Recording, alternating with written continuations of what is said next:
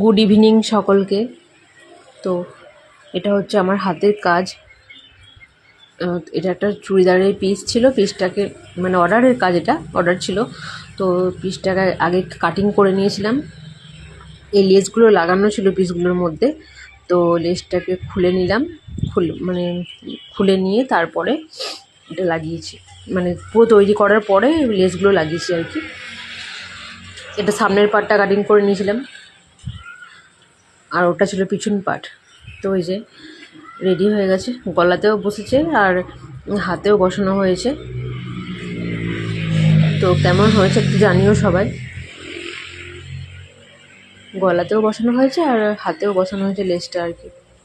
তো পুরো এবার আয়রন করে যার চুড়িদার তাকে দিয়ে দেওয়া হবে আর কি। এই যে গলার ডিজাইন, এটা পুরো কমপ্লিট হয়ে গেছে, আয়রন করতে বসেছিলাম আর কি। কেমন হয়েছে সবাই একটু জানিও।